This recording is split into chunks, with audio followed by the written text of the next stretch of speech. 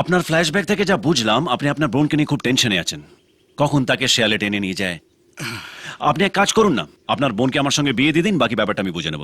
একা কি করবে তুমি?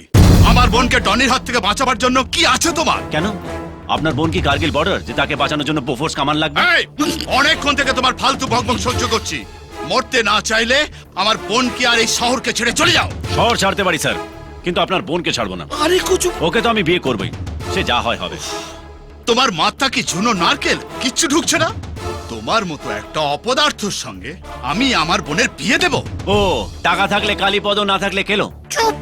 আমার মধ্যে কি পদার্থ আছে সেটা আপনার বোনই জানে, আড়ালে কি জিজ্ঞেস করবেন, সব বলে দেবে। এই, তোকে আমি কি ভেবেছিস কি? জানার কোনো শেষ নেই আর মার খাবারও কোনো আরে বয়স কি নেই। বলছে কে? চলো না তুমি কচু পোড়া যান যান যান, আপনার বোনকে বাড়িতে রাখুন।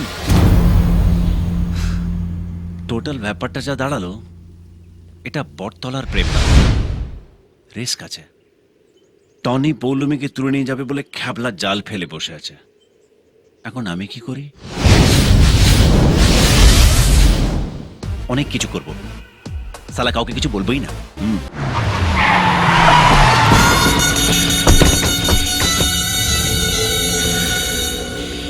হ্যাঁ দাঁড়া, টনি যদি জিজ্ঞেস করে যে তোরা এরকম ফাটা ফুটো কেন, কি বলবি? বলবো মিলন মেলা একটা ছেলে আমাদের থেতো করে দিয়েছে। সাবাস, ঠিক এটাই বলবি, যাতে করে তোদের শরীরের বাকি যেটুকু নরম সরম ঠিকঠাক জায়গা আছে ও জেলে বসে থেতো করতে পারে।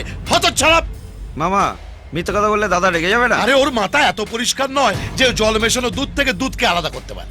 আমি ওকে যেমনটা বলবো ও তেমনটাই শুনবে, ওরা গাম্বার। আর তোদের আমি এখন যেমন যেমন বলবো ঠিক তেমন তেমন ঘাড় নাড়বি, ঠিক আছে? চ ভাগ্নে, সব ব্যবস্থা করে ফেলেছি। ভালো ছেলে হয়ে থাকার জন্য 2 বছর ডিসকাউন্ট দিচ্ছে। পরশু ছাড়া পাচ্ছে। জানি এদের এই অবস্থা হলো কি করে। ওখানে একটা ছেলে আমাদের আর বলো না, বাড়িতে বসে বসে 4 বছর ধরে এদের বডিতে জং ধরে গেছে। তাই জং ছাড়াবার জন্য এদের নিজেদের মধ্যেই মারপিট লাগিয়ে দিয়েছি। যে যাকে পেরেছে জং ছাড়িয়েছে, কে কার থেকে কম যায় বলো? হ্যাঁ দেখো, তোমার বিশ্বাস হচ্ছে না? আচ্ছা ঠিক আছে, তাহলে তুমি কি ভাবছো বলো? তোমরা পৌলমীকে তুলে আনার জন্য গিয়েছিলে, সেখানে একা একটা ছেলে এদের পিটিয়েছে। একা। বাইরের ছেলে এদেরকে মেরেছে? আরে কলকাতায় কারোর বুকের পাটা আছে এদের ছিঁড়বে? আছে সূর্য। সূর্য, ভাগ্নে, ভাগ্নে, এই হারামজাদী আমাদের ছেলেগুলোকে মেরেছে। এবার দেখো আমি ওর কি হাল করি। এই কেউ ওর গায়ে হাত দেবে না। ভাগ্নে, ও পৌলমীকে লাইন মারছে। ওটাও আমি দাদাকে বলেছি।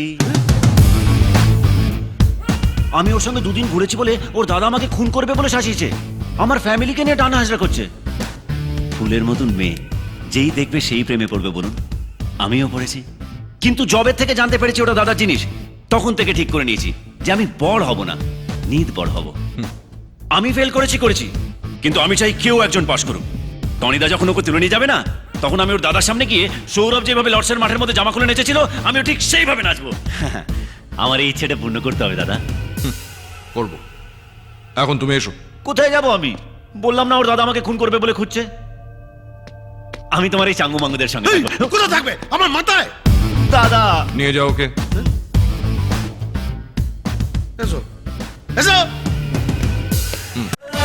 তুই মনের ময়না করিস না, তুই পায় না কাছেতে আয় না।